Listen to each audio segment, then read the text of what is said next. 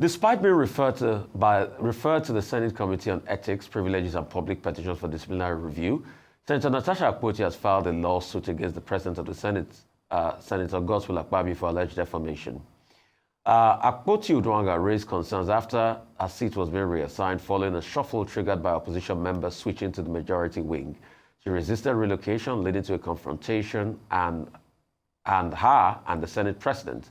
In the suit filed before the Federal Capital Territory High Court on 25th of February, the Senate President of the Federal Republic and legislative aides to the Senate President, Ufon Patrick, were listed as second and third defendants. Meanwhile, Citizens Network for Peace and Development and Civil Society Organization, CSO, has asked NATASHA AKPABIO, Senator representing Kogi, to redirect her energy to legislative duties. In a statement, Francis Waneh, the executive director of CSO, asked the lawmaker to refrain from activities as perceived as distraction to the Senate. Waneh said the Kogi senator should be fighting for poor Nigerians rather than fighting over seat allocation in the chamber. So joining us now on the show is Senator NATASHA AKPABIO, this day award Senator of the Year, member representing Kogi Central at the National Assembly. Let's go to it because there's a lot to talk about, NATASHA, and there's a one for time. There's been some allegations, of corruption against you by some Northern, youth association. Can you address those allegations? That's number one. Number two, can you tell us how seats are being arranged, in the Senate and what transpired, your take on that? That's number two. And really, I'd like to know, you and AKPABIO today, you and AKPABIO another time. What is really the matter between you and AKPABIO? Because I hear that both families are friends. So I'd like to really know what is going on. Why always you and Senate President AKPABIO? Those three questions. Good morning, Rufai. Good morning, Ayo. And good morning, Professor Killer. Thank you so much for having me on your show. And also thank you for awarding me as the Senator of the Year. It's quite unfortunate that after such a long break from me being in studio, this scenario had to bring me in here. Going straight to your first question, which is the allegations, the petition against me on by a certain northern group, which has to do with the conduct of my office as the chair of the local content committee. I would first say that the allegations are baseless, but as they are hampering on my integrity, I am glad to throw some light on it. The first allegation there was on the misappropriation of the funds in the account and withholding the interest, as it said. I would like to say this, that when I resumed as chair, I have the bank statement here. It's the Sterling, it's an account under the name Senate Committee on Local Content, and the account is with Sterling Bank, and the account number is 00662082209. And when I resumed as chair of the committee, the account balance was zero. And then gradually, at the time I handed over to the next chairman, the account had 13,649,335 naira and 4 kobo. And I will say this, the first month after my resumption, the clerk of the committee, whose name is well listed there, probably the lady who is behind this petition, Mrs. Edith Aja, she approached me in January and said, oh, the first month's payment has gotten in. And I was like, what do you mean by that? She told me that every month, every committee in the National Assembly receives 950,000 naira as running or operational costs. And so that I said, okay, what is the money supposed to be used for? She said, it's for logistics, mail dispatches, whenever refreshments for meetings that we have, and all that. I said, okay, so if 950,000 naira has hit the account, we are yet to call for any meeting, so I think leave that money there, or is there a problem? She said, yes, the trend or the norm is that if there is no event or happenstance that utilizes the money, we are supposed to share the money. I said, how do you mean? She said, the money is usually shared. I, as the chairperson, I would take a part of it. I'll give some to my deputy, and the rest of the money will be shared amongst the staff of the local content committee. And I was like, did you say that is what happens? She said, yes, that is what my predecessor did, and that is what happens in all the committees in the National Assembly. I said, well, you know what? That money, if it's meant to service the operations of the committee, it's not meant to enrich my pockets. It's not meant to enrich the pockets of the staff. I would not want to collect this so-called impress. So I would advise that you keep that money in the account, and we build the money, we use it for whatever it's needed. If we have to buy office equipment, print stationaries, then we use that money. And I promise this, and the bank statement is here. Anyone who has access to it, I have called the account number. You can check. We have gradually built the account. We use there was a time I approved the money last year for the purchase of a printer, because it made no sense that we kept on spending so much money printing outside. I was like, you know what, let us have a printer in-house. We bought a printer. We also have printed lots of materials, but basically the money, I never took a kobo out of that in the name of impress. I never gave my deputy then, who is Senator Ede Dafinone, any impress. He can verify and attest to that. Neither did I allow any of the staff to take any money, because that is taxpayers' money, and the money was meant to service the office. Now, the second allocation there is that, oh, but by the way, it would impress you to know that ever since I left office, the money has been withdrawn by the clerk. About 5 million was withdrawn. And 2 days after my removal again, 4.9 million was withdrawn. So as at today, the bank, that account that had 13 million has only 123,000. Now, the second allegation there is that I harassed the clerk, and I called for the CVs of the staff. Now, this is it. I believe in, I believe that the committee was set to oversee the operations of all the IOCs and the national industry players, and to also strengthen in-country capacity with regards to the oil and gas sector. So such a committee needs the services of lawyers and auditors, because we have to look at a whole lot of accounts and how monies are being spent, monies that are due to strengthen the educational and training sectors, how they are being spent. So one thing, again, the clerk told me was that we needed to deploy the services of an external consultant. And I told her, I was like, why do we have to deploy the services of an external consultant when we have in-house staff? The Committee on Local Content had about 10 or 11 staff at the time. And I was like, we should be able to do this job ourselves. I am a lawyer. I can do my own part wherever one needs to refer to the Constitution or to the Act as it may. And I believe we should have supporting lawyers, we should have auditors, we should have accountants amongst the staff. So I asked her for the CVs so that I could look, and then amongst them, I can write to the clerk of the Senate and say, you know what, can you swap this person, because I want to have an effective team to operate. So if that is what they say, harassment, then so be it. And as for the rest, they mentioned I harassed NLNG. Excuse me, please. Natasha, I harassed NLNG. Natasha, for the want of these companies will write and act and defend. For the want of time, the second question I ask is, then what transpired on the Senate floor? Second question, and why is there always a tiff between you and the Senate President? So those are the two. You can put both together. Of course. Why is there always a fight between you and the Senate President? Of course. That was on the sitting arrangements. I think it was a Thursday, last Thursday. I walked to the chambers early before sitting. I signed the book. Please, can I have some water, please? Sorry, where is it? Oh. Okay, we'll just wait to... I flew all night, so I'm kind of drained. Okay, so... Yes, you were saying, yeah. The sitting arrangements. I walked into the chambers that morning. I signed my attendance sheet, and I was walking straight to my usual seat, which is the last seat by the door, like at the topmost last seat by the aisle. So, and then I was told by one of the sergeant at arms that, oh, ma'am, that is no longer your seat. You are now sitting at the far end there. And I was like, since when? They said, well, that's what the Senate President instructed. I was like, I was in chambers yesterday, which was Wednesday. I've not been notified. Why did you change my seat? What reason? I'm comfortable here. I'm okay here. I wasn't notified to that. So I was upset. And then I said I refused to move to the new seat.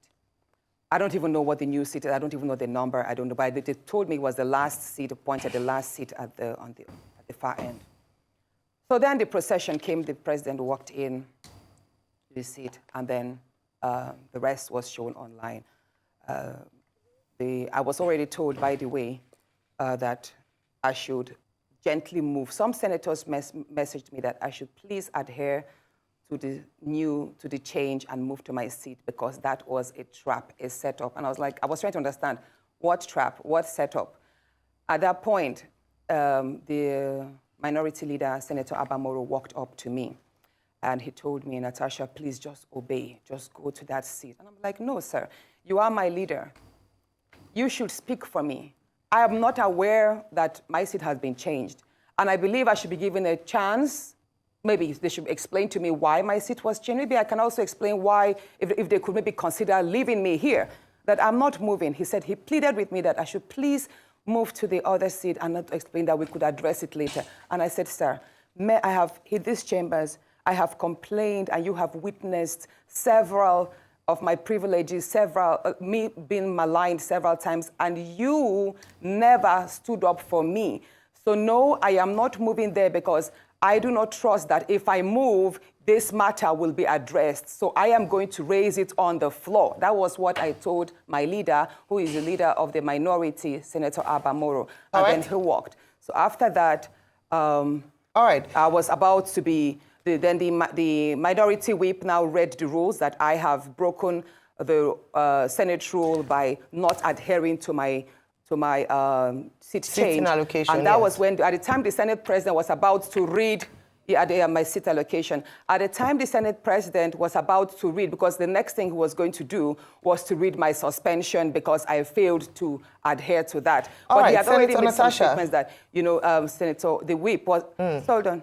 The whip it's just that we have to manage. Already had mentioned Senator that Natasha. Yes, ma'am. I'm so sorry, but we had to manage our time, and part of the question. Okay, so at that point, I knew I had to read Order 10. Okay. Yeah, I had to read Order 10. Now, what is Order 10? Many people don't understand. So now, Order 10 is is an SOS for every senator who feels their rights and privileges have been breached.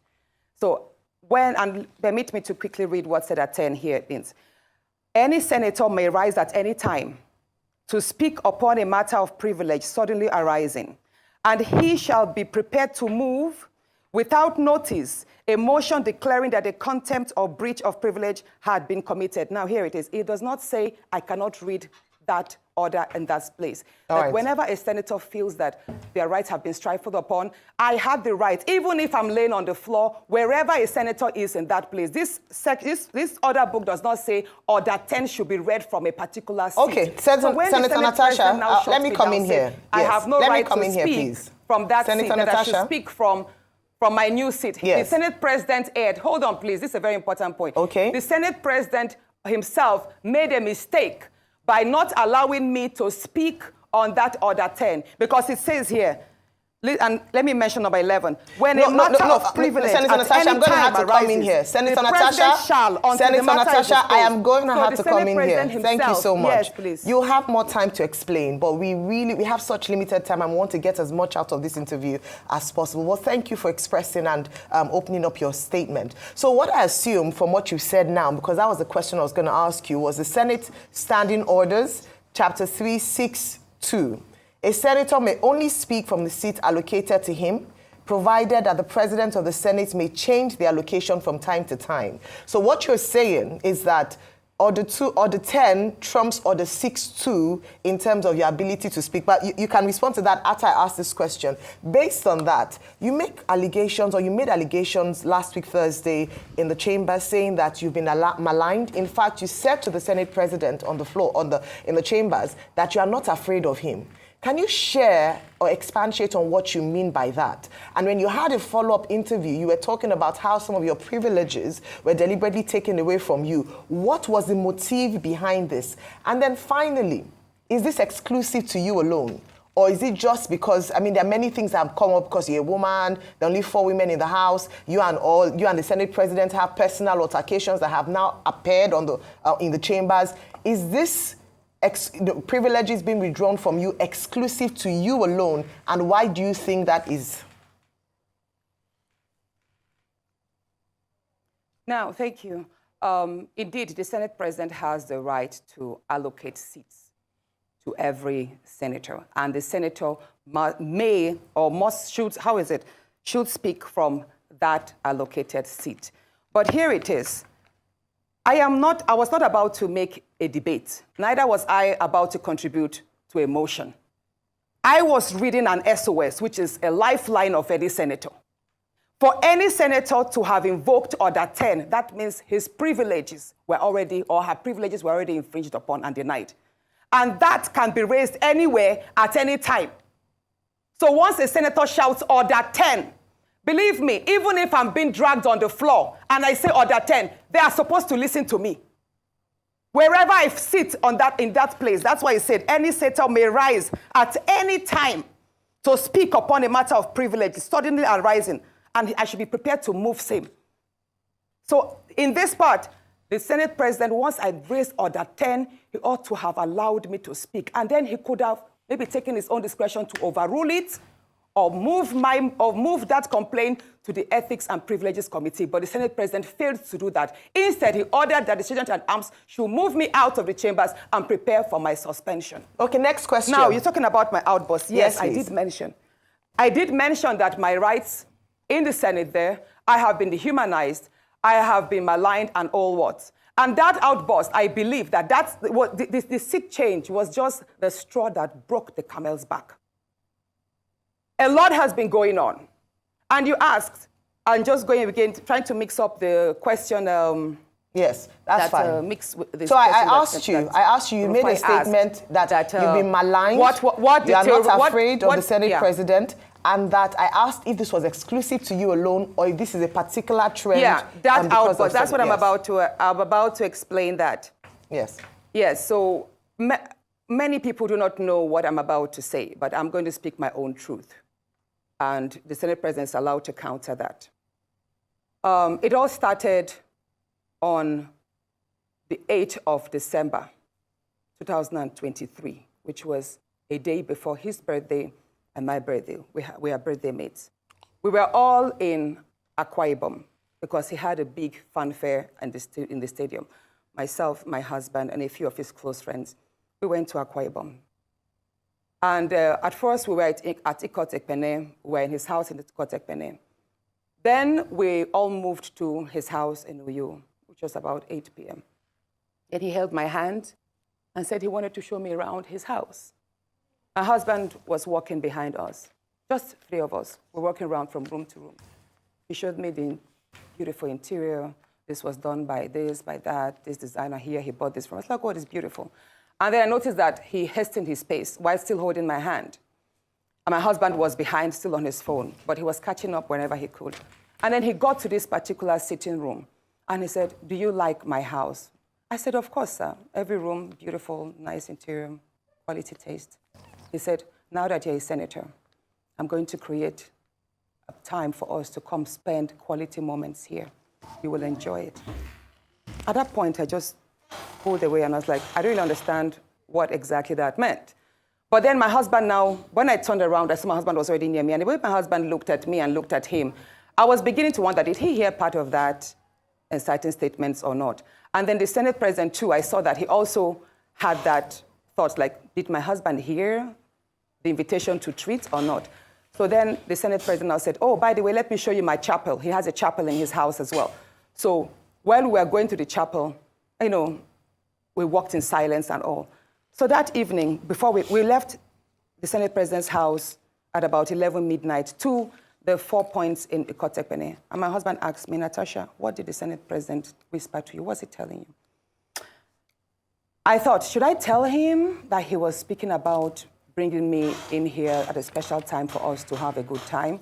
Or should I just kill it there, wrap it as if there was nothing? Because tomorrow was a big day. I know how much my husband adores the Senate President. He loves him as a brother. My husband would do anything to support him. So I told my husband, nothing. I can't remember what I created, but I just gave him some words to manage, to mask what was said. When we laid in bed, I lay to my right, and my husband wrapped his arms around me, and he said, my love, you know you can't tell me anything. What did the Senate president tell you? Again, I was like, don't you believe me? I said, nothing. Nothing. Moreover, it's my birthday in a few minutes. Let's just be happy. Then my husband told me he doesn't want to see me travel out of the country alone, and I should not go to the Senate president's house because he has a guest house where many senators do go there, you know, after office to like get approvals and all that. So I told him, okay, no problems. That was it. I thought that was going to be the end. But then, in February, I wanted to move a motion. I wanted to move a motion for the investigation on the ills of corrupt practice in Ajakuta Steel Company. I listed that motion 5 times. It was the 6th time that it was listed on the order paper that was approved. Many senators can testify to that. Each time the motion is listed, just before he takes it, he will say, oh, Senator Natasha, we can't take this motion because the board of the Senate does not accommodate it. Or he will speak on others and then let it drag so that just before my motion is taken, the time will be well spent and won't. So he kept on doing that. I went to him in his office. And I said, Senate President, you know how important this Ajakuta Steel Company to me is. You know how important it is to my people and to Nigerians. I've noticed that you have stepped down this motion. As a matter of fact, a number of senators told me, go and see him and plead with him so that he would take it. I was like, sir, please, why can't you take this motion? It's very important. It's been listed. Then it was listed the 3rd time and stepped down. He then said, Natasha, I'm the chief presiding officer of the Senate. You can enjoy a whole lot if you take care of me and make me happy. At that point, I said, sir, I'll pretend that I didn't hear this. He said, well, the ball is in your court. I left his office, and when I got home, I told my husband, I didn't tell my husband what happened. I just told my husband, please, can you speak to the Senate president to allow my motion scale through? I think I also spoke to the DSP, to the leader, Senator Pemi. I spoke to a number of senators that they should please intervene and allow him to laugh. I never told them what happened. My husband had to take a trip to London. Then the Senate president traveled to London. My husband met with the Senate president in London and pleaded with him, let my wife take this motion on Ajakuta. That is very important to her. Okay. All right, Senator Natasha. He said, okay, that he did not take it because he was protecting me. Hold on, please. He didn't take it because he was protecting me. Protecting me from what? Anyway, at the time the motion was taken, it was the Deputy Senate President, His Excellency Barao, that actually sat. The Senate President stood up and walked out. So it was Senator Barao that actually took it. All right, Senator Natasha. And from there, many other incidents happened. Yes, Senator Let's Natasha. talk about the nightclub. Yes. Hold on, let's talk about the nightclub incident. Professor Kila is going to ask you a question. I'm so sorry to have to interject here. But I just want to mention that, and I'm glad you gave the caveat at the beginning of your statement, that this is your side of the story, and the Senate President has the right to defend himself or to counter what happened between you privately. So what I assume, or for what you're saying, is that what happened last week Thursday began from a private conversation, and then you have felt like you've been maligned as a result of you not agreeing to certain propositions, right? Yes. Okay, so what has happened? You know the story of when a student keeps being failed. Yes. Please, let me say this, Ayo. You know the situation we see in universities whereby a student is continuously being failed just because she has not slept with the lecturer. That's what I've been facing, in simple terms. Thank you. Professor Kila. That is what I have been going through. Thank you very much, and Professor Kila. Now, moving to, should I speak about the nightclub incident? No, that's okay. Professor Kila will come in now. Thank you. Don't do that. It's quite time to come in because you've just indicted the lecturer indirectly. And I'm coming to ask you a question. Senator, it is, from your side of the story, it is clear there's a lot of undercurrent and personal issues that had led to the, should we call it the outburst on the allocation of chair thing. There's a lot going on, and you've made a series of allegations which indicts the Senate President morally, if not criminally, at least, and there's the indictment of abuse of power, because if he's refusing you to do your duty for personal reasons, we need to see if he has the right to do that. But let me ask you a question, just to simplify. This idea of your seat was reallocated and you don't want to use it, what's in a seat? Why was it so important for you not to just move as you've been told to do so and deal with it later? What's the importance of saying no to that seat allocation? Thank you so much, Professor Killer. Sitting arrangements in the National Assembly or in the chambers is very critical. That is why at the forefront, we have the leadership. And after them, we have ranking senators, second-timers, third-timers sitting there. And the nearer you are to the Senate president, the more visible you are. You're able to interface with the daily activities, and then you have more visualized, like the cameras capture you more. You're more present as against being a backbencher. So where I am sitting, the Senate president sits at the lowest point, while I am sitting at the topmost point, but on the same level. So, Senator, it is, Senator, I'll recap for you. So whenever whenever I stand, it is safe to say that where I was moved to, was you felt they were reducing you. Where the workers, the chamber staff sit. So you felt they were relegating you. They were relegating you. If they say, hold on, exactly. Let me say this. Yes. His excuse that it's because there were 2 vacant seats due to the decamping of the senators, right? Yes. And that why did they have to pick on me to start the shift? There were other senators that were in front of me that would have filled the seat. Why did it have to be me to fill in the seat at the far corner? But I will say this again. If you see where I sit at the back, there is a silent degrading of senators that, as they say, came from court. We are made to feel as if we are lower than our other colleagues that resumed office and were sworn in earlier than us, even though we're all first-timers. Do you understand what I'm saying? Yes. I remember when I asked, initially, I asked why I was not sitting amongst my other first-time colleagues. Yes. And I was told that is because you resumed 6 months later. So it's almost like a punishment because I resumed 6 months later. Therefore, I have to sit or take seats or wait for my other colleagues whom we all ran elections with together and won together, even though we were rigged. So Senator, we were made to sit at the back. So after me, it seems clear to me. Senator Akpabio, who came 2 weeks after me. Yes. So it seems to me, from your own narrative, straight from your own narrative, that you feel victimized and you feel you're being treated like a second-class senator in that place. Let me ask you a question based on your own narrative. I have a very important... No, but very quickly, you're going to say, let me just ask you just this question. Professor. Yes, just this very question. Do you feel that other senators in that house, male or female or different party, do you feel that they're standing up to what they ought to be doing, or do you feel they are also, with their silence, complicit with your victimization? I want you to judge the whole Senate, 109 men and women. No. Okay. You don't feel they're complicit, and you don't want to... Now, here it is. I have enjoyed tremendous support from my colleagues.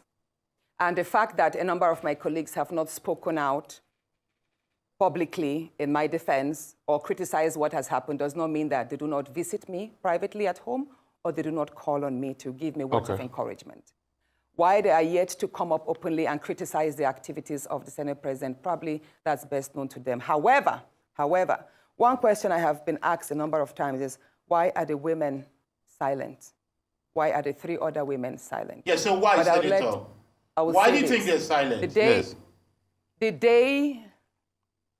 The day I filed the suit of defamation, the suit that sexual act whereby the Senate President's SLA on new media, Mr. Patrick Mfong, sexualized me by addressing my attire as being transparent, and that the only thing I know how to do is to wear pancake to the chambers.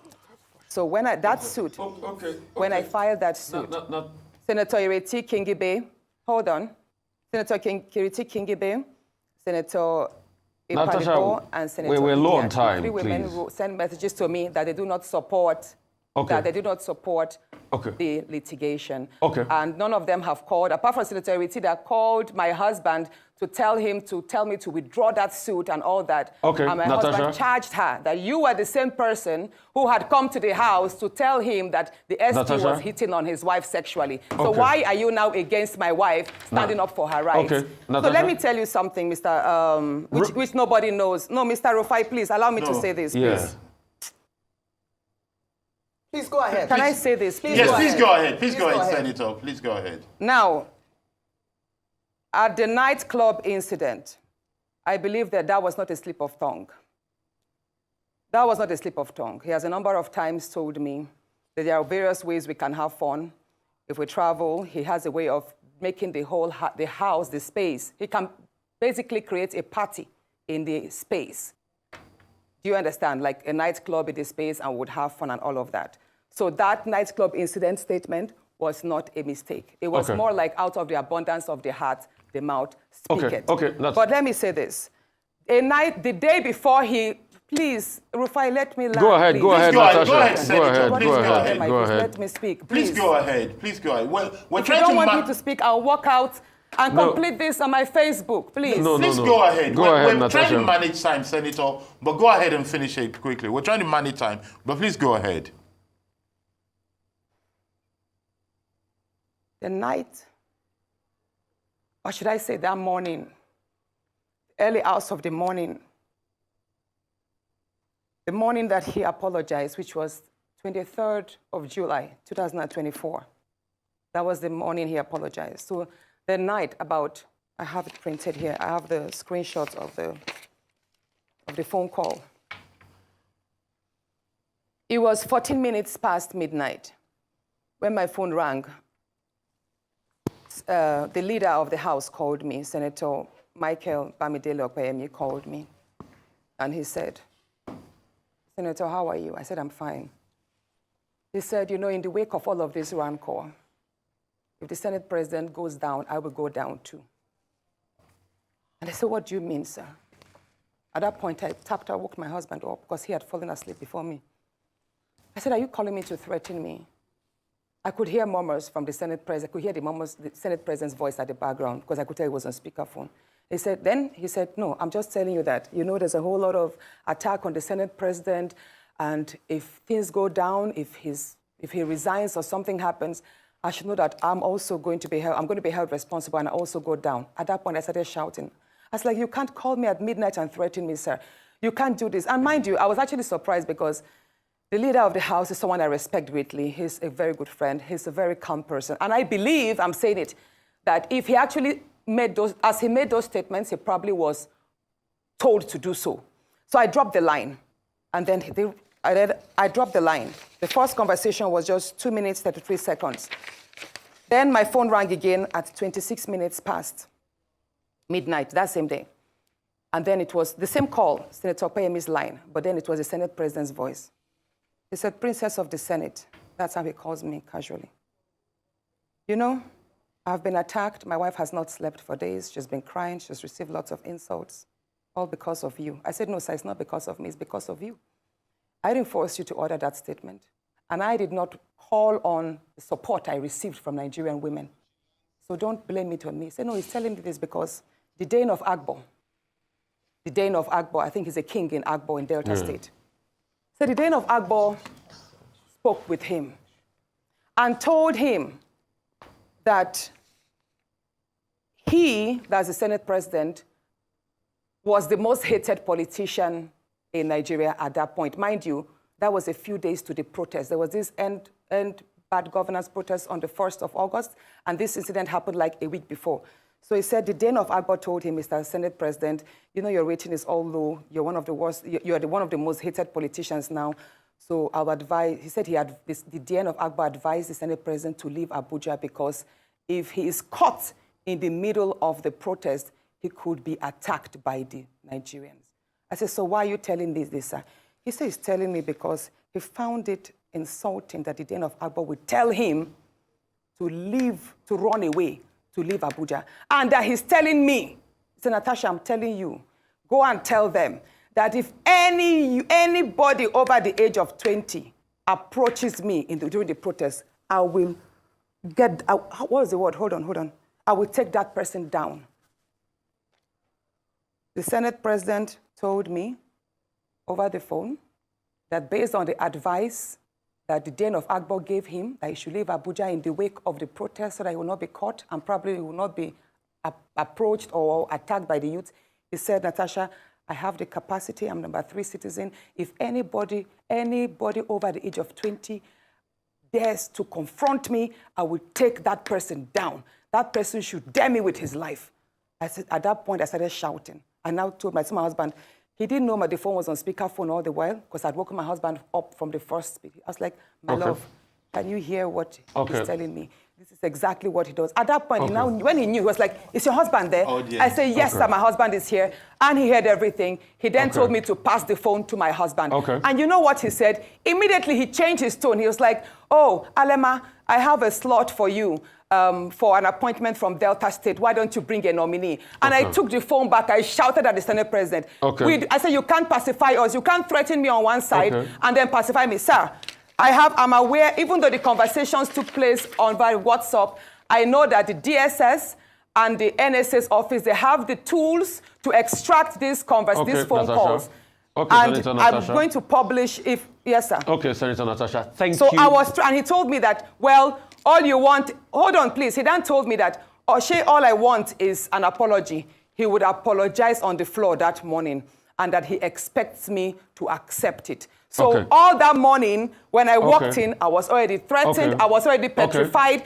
This is a man who had already called me at midnight, so I didn't sleep all night. I just had to say to his seamless apology. Senator Natasha Akpoti, thank you so much for being here. He who alleges must prove. I'm sure you have all your proof because they are on the other side are also going to demand all of it, and you have to put it out there. So thank you so much for your time. Thank you so much for honoring us today with your presence. We'll take a short...